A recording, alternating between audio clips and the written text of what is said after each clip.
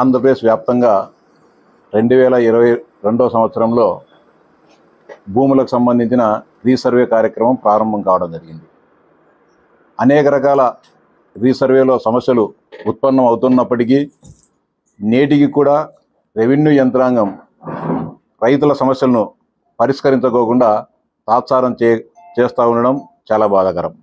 ముఖ్యంగా పులివెందుల నియోజకవర్గంలో వేలాది మంది రైతులు ఈరోజు కూడా రీసర్వే వలన వాళ్ళకు సంబంధించిన భూములకు సంబంధించిన వన్బీలు కానీ లేకపోతే అడంగళ్ళు కానీ లేకపోతే ఆన్లైన్లో వాళ్ళ పేర్లు లేకపోవడంతో అటు రుణాలకు సంబంధించి రుణాలు తీసుకోవాలన్నా లేకపోతే కనుక ఇతర అవసరాల కోసము ఏదన్నా కావాలన్నా కూడా అనేక రకాలుగా ఇబ్బందులు పడడం జరుగుతోంది.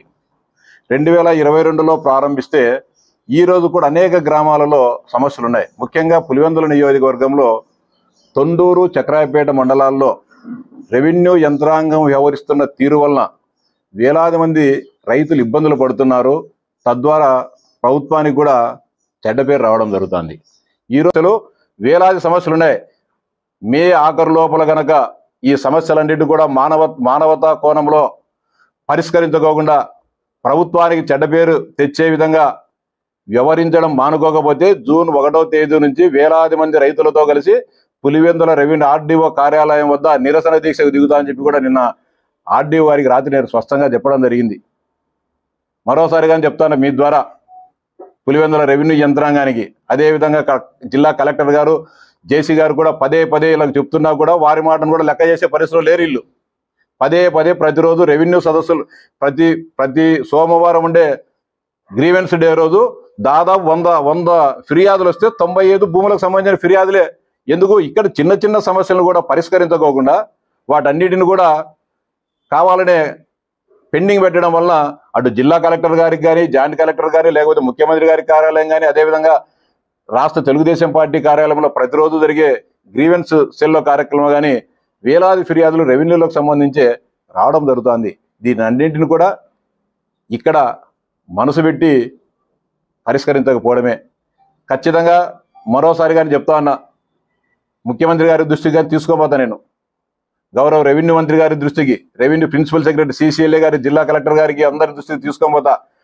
మేల ఆఖరు లోపల పులివెందుల నియోజకవర్గంలో ఉండే రెవెన్యూ సమస్యలను పరిష్కరించి రైతులను ఆదుకోకపోతే జూన్ 1వ తారీఖున వేలాది మంది రైతులు, బాధిత రైతులందరితో కలిసి ఖచ్చితంగా రెవెన్యూ డివిజన్ కార్యాలయం వద్ద నిరసన దీక్షకు దిగుతా అని చెప్పి హెచ్చరిస్తా ఉన్నా. ఇప్పటికైనా కూడా మారండి అని చెప్తా ఉన్నా.